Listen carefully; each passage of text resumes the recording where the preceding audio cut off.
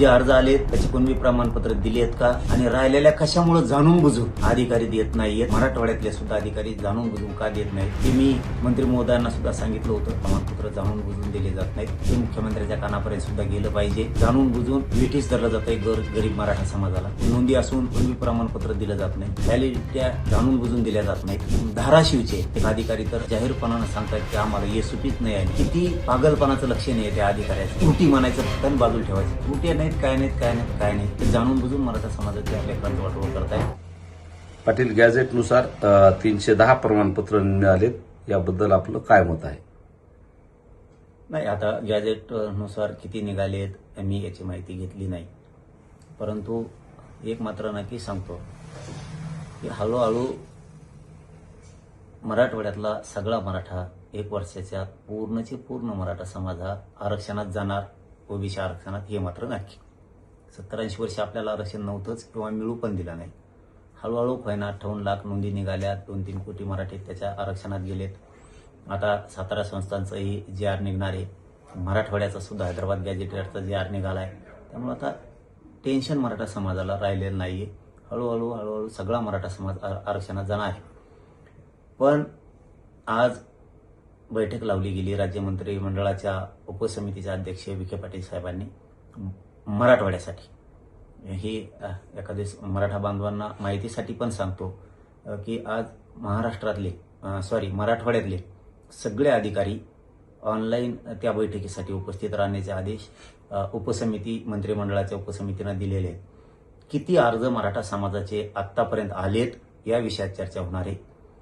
नोंदी किती सापडल्यात याविषयी चर्चा होणार आहे. म्हणजे शिंदे समितीने सापडलेल्या नोंदी किती आहेत याबद्दल, का सापडल्याच नाहीत, का सापडल्या, का सापडित नाहीत, शिंदे समिती का शोध घेत नाही यावर सुद्धा आज चर्चा होणार आहे.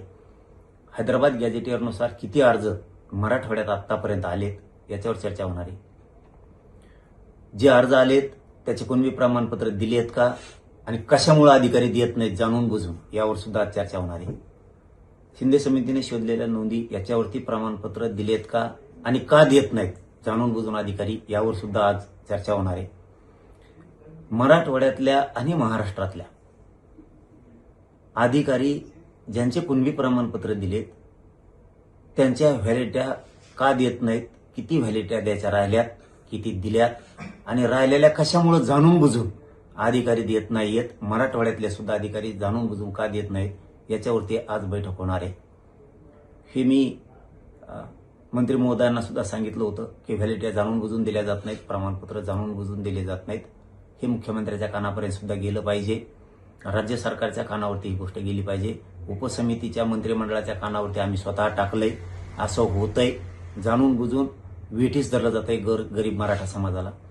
नोंदी असून कुणबी प्रमाणपत्र दिलं जात नाही. व्हॅलिडिट्या जाणून बुजून दिल्या जात नाहीत आणि हैदराबाद गॅजेटियरनुसार सुद्धा अर्ज केलेल्या बांधवांना कुणबी प्रमाणपत्र जाणून बुजून दिले जात नाहीत. धाराशिवचे एक अधिकारी तर जाहीरपणानं सांगतात की आम्हाला येसुपीच नाही आली. किती पागलपणाचं लक्षण आहे त्या अधिकाऱ्याचं. ज्यावेळेस GR निघाला त्याच वेळेस येसुपी आलेली असते. जाणून बुजून टाळाटाळी त्या अधिकाऱ्यांकडून. मला आता त्यांनी इथून पुढे सुधारावं म्हणून मला नाव घ्यायचं नाहीये त्यांचं, कारण त्यांना नाव घेतलं तर पुन्हा चौकशीच्या फेऱ्यात ते अधिकारी येऊ शकतात. गोरगरिबावर असा अन्याय करायला नाही पाहिजे.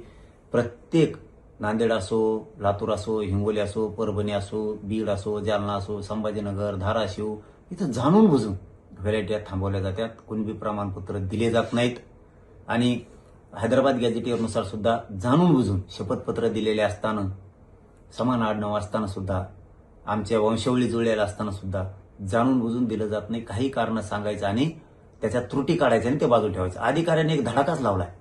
त्रुटी म्हणायचं फक्त आणि बाजूला ठेवायचं. त्रुटी नाहीत, काय नाहीत हे जाणून बुजून मराठा समाजाच्या लेकरांचं वाटोळ करतायत. त्याबद्दल आज राज्य मंत्रिमंडळाच्या उपसमितीची ऑनलाईन बैठक होणार आहे. त्याला विखे पाटील साहेब सुद्धा राहणार आहेत आणि मराठवाड्यातले सगळे अधिकारी उपस्थित राहण्याचे त्यांना आदेश केलेले आहेत आणि महाराष्ट्रातले सुद्धा उपस्थित राहण्याचे आदेश केलेले आहेत असं मला त्यांनी सांगितलंय. आणि आम्ही सारथीबद्दलही सांगितलंय की सारथीच्या विद्यार्थ्यांचे तुम्ही शिष्यवृत्ती देत नाहीत. 1,80,000पेक्षा जास्त विद्यार्थी येतं. जाणून बुजून त्यांचा छळ केला जातोय. तिथंही बजेट टाकून त्यांच्या शिष्यवृत्त्या द्या. परदेशातही शिकायला त्यामार्फत गेलेत, ते देत नाहीयेत. त्यांना ते भत्ता दिला जातोय योजनेअंतर्गत, पंजाबराव देशमुख योजनेअंतर्गत, सारथीच्या अंतर्गत, ते पण दिलं जात नाहीये. त्याबद्दलही मी त्यांना सांगितलंय. महामंडळाचे परतावे नाहीयेत, शब्द दिलाय त्यांनी त्याच वेळेस, ज्यावेळेस नरेंद्र पाटील साहेब मला बोलले होते की आपला महामंडळ बंद पाडायला लागलेत, त्याच वेळेस मी सरकारला सांगितलं होतं की महामंडळ बंद पडता कामा नये. सरकारनं त्याच वेळेस शब्द दिला होता की महामंडळ आम्ही बंद पडू देणार नाहीत, त्याची काळजी करू नका. आम्ही त्याच वेळेस नरेंद्र पाटील साहेबाला फोन करून सांगितलं होतं की सरकारनं शब्द दिला, आम्ही महामंडळ बंद पडू देणार नाहीत. आणि पाटील साहेब सुद्धा त्यावरती समाधानी झाले होते, नरेंद्र पाटील साहेब. आणि आम्ही त्यांना हे सांगितलं होतं की तुम्ही परतावे पटापट द्या, LY सुरू करा. आता तेही सुरू करतो म्हणून ते पण सांगितलंय. असे बरेचसे विषय आम्ही त्या उपसमितीला, मंत्रिमंडळाच्या विखे पाटील साहेबाला आणि सरकारला कळवलेत. उद्या त्याला याच्यावरती सविस्तर सगळी माहिती येईल. किती प्रमाणपत्र निघालेत, किती पेंटिंग आहेत, का ठेवलेत, व्हॅलिट्या का देत नाहीत, याच्यावरती सविस्तर उद्या चर्चा होईल. आणि त्याच्यानंतर मला माहिती मिळाल्यावर आणखीन मीडियाच्या बांधवांना ही मी सगळी माहिती देईल.